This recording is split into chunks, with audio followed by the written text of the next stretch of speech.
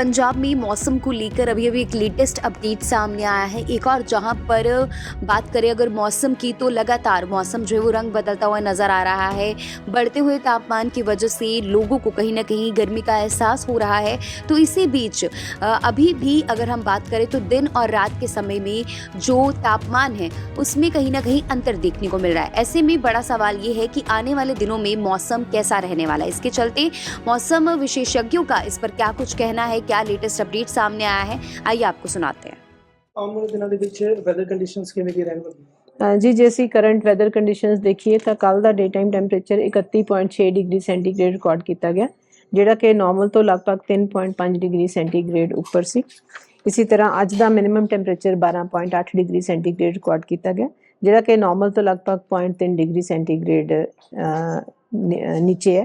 ਸੋ ਅਸੀਂ ਦੇਖ ਸਕਦੇ ਹਾਂ ਕਿ ਡੇ ਟਾਈਮ ਟੈਂਪਰੇਚਰ ਜਿਹੜਾ ਨਾਰਮਲ ਤੋਂ ਥੋੜ੍ਹਾ ਉੱਪਰ ਚੱਲ ਰਿਹਾ, ਜਦੋਂ ਕਿ ਨਾਈਟ ਟਾਈਮ ਟੈਂਪਰੇਚਰ ਨਾਰਮਲ ਤੋਂ ਥੋੜ੍ਹਾ ਜਿਹਾ ਨੀਚੇ ਚੱਲ ਰਿਹਾ। ਔਰ ਜੇ ਅਸੀਂ ਆਉਣ ਵਾਲੇ ਦਿਨਾਂ ਦੇ ਵੈਦਰ ਦੀ ਗੱਲ ਕਰੀਏ ਤਾਂ ਫਿਲਹਾਲ ਸਿਸਟਮ ਦੀ ਕੋਈ ਡਿਵੈਲਪਮੈਂਟ ਨਹੀਂ ਹੈ। ਸੋ ਆਉਣ ਵਾਲੇ ਦਿਨਾਂ ਦੇ ਵਿੱਚ ਵੈਦਰ ਕੰਡੀਸ਼ਨਸ ਕਲੀਅਰ ਔਰ ਡਰਾਈ ਰਹਿਣ ਦੀ ਹੀ ਪ੍ਰੈਡਿਕਸ਼ਨ ਹੈ। ਵੈਸੇ ਕਿਸੇ ਤਰੀਕੇ ਦੀ ਕੋਈ ਚੇਤਾਵਨੀ ਜਾਰੀ ਕੀਤੀ ਗਈ ਹੈ? ਨਹੀਂ ਜੀ, ਕਿਉਂਕਿ ਸਿਸਟਮ ਦੀ ਕੋਈ ਡਿਵੈਲਪਮੈਂਟ ਨਹੀਂ ਹੈ। ਸੋ ਕਿਸੇ ਤਰ੍ਹਾਂ ਦੀ ਕੋਈ ਵਾਰਨਿੰਗ ਇਸ਼ੂ ਨਹੀਂ ਕੀਤੀ ਗਈ ਔਰ ਬਾਰਿਸ਼ ਦੀ ਕੋਈ ਪ੍ਰੈਡਿਕਸ਼ਨ ਨਹੀਂ ਹੈ।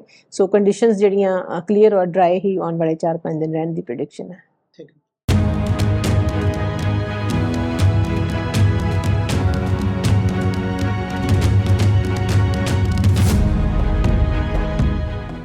पंजाब में मौसम को लेकर अभी अभी एक लेटेस्ट अपडेट सामने आया है। एक और जहां पर बात करें अगर मौसम की, तो लगातार मौसम जो है वो रंग बदलता हुआ नजर आ रहा है।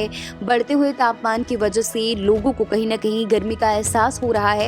तो इसी बीच अभी भी अगर हम बात करें तो दिन और रात के समय में जो तापमान है उसमें कहीं ना कहीं अंतर देखने को मिल रहा है। ऐसे में बड़ा सवाल ये है कि आने वाले दिनों में मौसम कैसा रहने वाला है। इसके चलते मौसम विशेषज्ञों का इस पर क्या कुछ कहना है, क्या लेटेस्ट अपडेट सामने आया है, आइए आपको सुनाते हैं।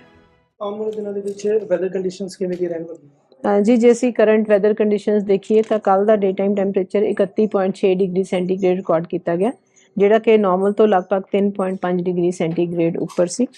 ਇਸੇ ਤਰ੍ਹਾਂ ਅੱਜ ਦਾ minimum temperature 12.8 degree centigrade record ਕੀਤਾ ਗਿਆ, ਜਿਹੜਾ ਕਿ ਨਾਰਮਲ ਤੋਂ ਲਗਭਗ 0.3 ਡਿਗਰੀ ਸੈਂਟੀਗ੍ਰੇਡ ਨੀਚੇ ਹੈ।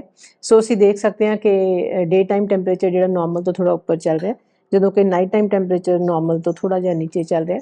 ਔਰ ਜੇ ਅਸੀਂ ਆਉਣ ਵਾਲੇ ਦਿਨਾਂ ਦੇ ਵੈਦਰ ਦੀ ਗੱਲ ਕਰੀਏ ਤਾਂ ਫਿਲਹਾਲ ਸਿਸਟਮ ਦੀ ਕੋਈ ਡਿਵੈਲਪਮੈਂਟ ਨਹੀਂ ਹੈ। ਸੋ ਆਉਣ ਵਾਲੇ ਦਿਨਾਂ ਦੇ ਵਿੱਚ ਵੈਦਰ ਕੰਡੀਸ਼ਨਸ ਕਲੀਅਰ ਔਰ ਡਰਾਈ ਰਹਿਣ ਦੀ ਹੀ ਪ੍ਰੈਡਿਕਸ਼ਨ ਹੈ। ਵੈਸੇ ਕਿਸੇ ਤਰੀਕੇ ਦੀ ਕੋਈ ਚੇਤਾਵਨੀ ਜਾਰੀ ਕੀਤੀ ਗਈ ਹੈ? ਨਹੀਂ ਜੀ, ਕਿਉਂਕਿ ਸਿਸਟਮ ਦੀ ਕੋਈ ਡਿਵੈਲਪਮੈਂਟ ਨਹੀਂ ਹੈ। ਸੋ ਕਿਸੇ ਤਰ੍ਹਾਂ ਦੀ ਕੋਈ ਵਾਰਨਿੰਗ ਇਸ਼ੂ ਨਹੀਂ ਕੀਤੀ ਗਈ ਔਰ ਬਾਰਿਸ਼ ਦੀ ਕੋਈ ਪ੍ਰੈਡਿਕਸ਼ਨ ਨਹੀਂ ਹੈ। ਸੋ ਕੰਡੀਸ਼ਨਸ ਜਿਹੜੀਆਂ ਕਲੀਅਰ ਔਰ ਡਰਾਈ ਹੀ ਆਉਣ ਵਾਲੇ 4-5 ਦਿਨ ਰਹਿਣ ਦੀ ਪ੍ਰੈਡਿਕਸ਼ਨ ਹੈ।